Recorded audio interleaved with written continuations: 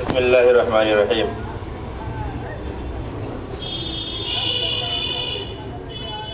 Director sir, principal صاحبہ، اساتذہ کرام، پیارے بچے اور بچیوں، السلام علیکم ورحمۃ اللہ وبرکاتہ۔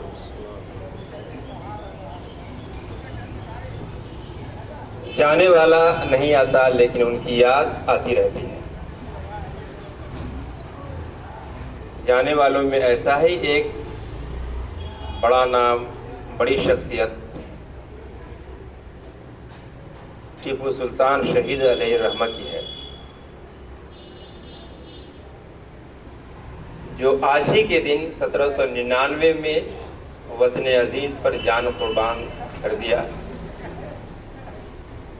لیکن آج بھی ہر انصاف پسند ہندوستانی کی زبان پر ان کی جرأت، شجاعت، بہادری اور دلیری کے نغمے جاری ہیں۔ ان کی حیات و خدمات، ان کی حصول یابی اور کارکردگی پر مشتمل ایک TV serial sword of Tipu Sultan بنایا گیا، جو دوردرشن پر جاری بھی رہا اور 60 قسطوں میں چلا۔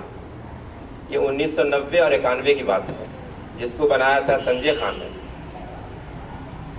آپ اندازہ کر سکتے ہیں اس عظیم مجاہد آزادی کے کارنامے کو، ان کی بہادری کو۔ آج انشاءاللہ ہندوستان کے اس عظیم سپوت کی حیات و خدمات اور بہادری، جرأت، دلیری اور وطن عزیز سے ان کی محبت کے چند نقوش ہم سماعت فرمائیں گے، اور اس کے لیے میں بصد احترام دعوت دیتا ہوں اسکول کے مقبول استاذ جناب انظار احمد صادق کو۔ آپ آئیں اور سلطان ٹیپو شہید علیہ الرحمہ کی حیات و خدمات سے ہم سب کو شناس کرائیں۔ انظار احمد صادق۔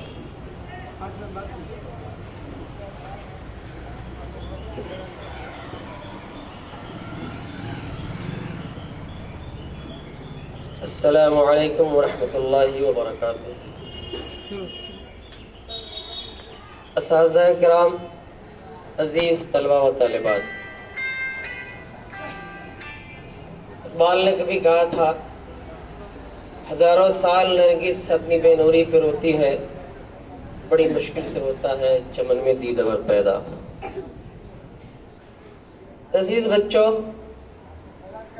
کچھ کردار ہمیشہ زندہ رہتے ہیں، ان میں ایک اہم نام شیر میسور ٹیپو سلطان کا بھی ہے،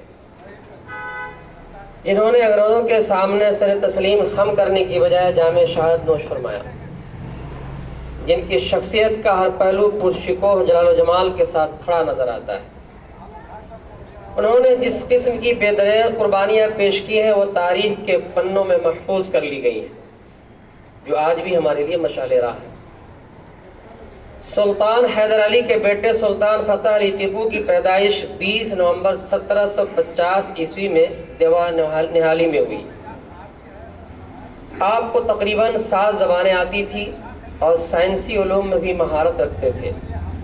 یہ امر خوشگوار حیرت کا سبب ہے کہ دنیا میں راکٹ سازی اور میزائل ٹیکنالوجی کے موجد ٹیپو سلطان ہیں، جنہوں نے 1792 میں اس ٹیکنالوجی کا استعمال کر کے دشمن کو شکست دی۔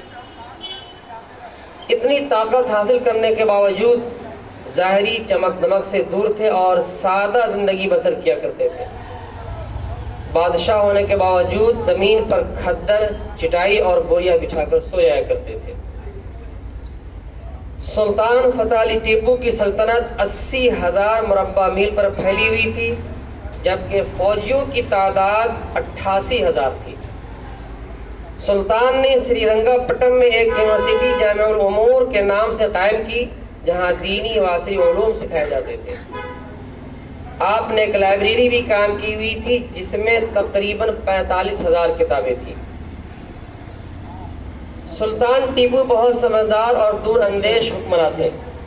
وہ اس حقیقت کو جان چکے تھے کہ انگریز بر صغیر میں صرف تجارت کی غرض سے نہیں ہے، بلکہ وہ یہاں کے سیاح و سفید کے مالک بننا چاہتے ہیں۔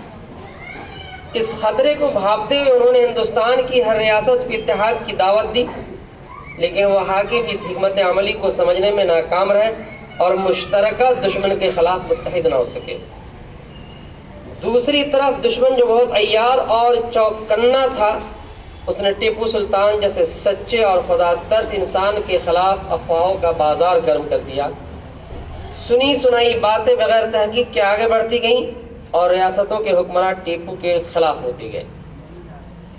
اس طرح ذہن سازی کر کے سلطان کے ارد گرد نفرت کا جال بن دیا گیا۔ ایک طرف سلطان کو ان کے ممکنہ حلیفوں سے دور کر دیا گیا اور دوسری جانب سلطان کی صف میں غداروں کو پروان چڑھایا گیا۔ مورخین لکھتے ہیں کہ انگریز افواج کی کثرت سلطان ٹیپو کی جرأت و شجاعت کے سامنے ٹک نہ سکتی تھی اگر اندرونی غداروں میر صادق، معین الدین غلام راجہ خان، میر قاسم علی، میر غلام علی دیوان پورنیہ نے گھر کی بنیاد نہ ڈھائی ہوتی۔ ٹیپو سلطان کے الفاظ تاریخ کے سنہرے اوراق میں ہمیشہ محفوظ رہیں گے جب 4 مئی 1799 عیسوی کی نماز فجر کے بعد سلطان کے پرائیویٹ محافظ نے انگریز کے حملے سے بچنے کے لیے دب کے صلح کی تجویز پیش کی تو سلطان ٹیپو نے جواب دیا، ہم سالوں سے اس سلطنت خداداد کو جو ہماری رعایا بالخصوص مسلمانوں کی ملکیت ہے بچانے کی فکر کر رہے ہیں، لیکن وزارت پر فائز افسران در پردہ اس کی تباہی کے درپے ہیں۔ انسان کو صرف ایک دفعہ موت آتی ہے، اس سے ڈرنا لاحاصل ہے، اس کی کوئی اہمیت نہیں کہ وہ کب آئے اور کہاں آئے۔ میں اپنی ذات کو ماں اپنی اولاد کے دین محمدی علیہ السلام پر نثار کرنے کا فیصلہ کر چکا ہوں۔ انگریزوں نے جنرل بیرٹ کی قیادت میں سریرنگا پٹم کے قلعہ پر کئی اطراف سے دھاوا بول دیا۔ ٹیپو سلطان کے متعین کردہ حفاظتی دستے کو ایک سازش کے تحت پہلے ہٹا دیا گیا تھا، چنانچہ دشمن کو اندر داخل ہونے میں کوئی چیز مانے نہ ہو سکی۔ ٹیپو سلطان نے اپنے وفاداروں کے ساتھ مردانہ وار مقابلہ کیا، جن میں مرد و خواتین سب شامل تھے۔ عین گھمسان کی جنگ میں جب ایک خادم نے آپ کو دشمن کے صلح کی ترغیب دینا چاہی تو سلطان نے اس نازک موقع پر یو ٹرن لینے سے انکار کر دیا۔ آپ جلال میں آ گئے اور اپنا تاریخی جملہ کہا، شیر کی ایک دن کی زندگی گیدڑ کی 100 سالہ زندگی سے بہتر ہے، اور چومکھی لڑائی لڑتے ہوئے جامع شہادت نوش فرمایا۔ جنرل ہیرس نے ٹیپو سلطان کے شہید جسم کو دیکھ کر کہا تھا، آج سے ہندوستان ہمارا ہے۔ اس معرکہ میں سلطان فتح علی ٹیپو کے کم و بیش 12,000 مرد و خواتین نے اپنے سلطان کے وقار اور دھرتی کے ناموس کی خاطر اپنی جانوں کا نذرانہ پیش کیا۔ ملت اسلامیہ کا یہ بطل جلیل سری رنگا پٹم کے لال باغ میں آرام فرما ہے اور ہر سچے انسان کے دل میں زندہ ہے۔ فیض احمد فیض نے کہا تھا، جس دھج سے کوئی مقتل میں گیا وہ شان سلامت رہتی ہے، یہ جان تو آنی جانی ہے، اس جان کی تو کوئی بات نہیں۔ اللہ سے دعا ہے کہ اللہ ٹیپو سلطان کی تربت پہ سدا رحمت کی بارش کرے، آمین آمین یا رب العالمین۔ جزاک اللہ جزا رحمت اللہ۔ شیر کی ایک دن کی زندگی گیدڑ کی 100 سالہ زندگی سے بہتر ہے۔ آپ اس جملے کے لفظ لفظ سے ٹیپو سلطان علیہ الرحمہ کے عزم، ان کی جرأت، ان کی بہادری، ان کی شجاعت جو ٹپک رہی ہے اس کا اندازہ کر سکتے ہیں۔ آخر میں تمام ہندوستانیوں کی طرف سے اس عظیم مجاہد کو اور ان کے علاوہ تمام مجاہدین آزادی کو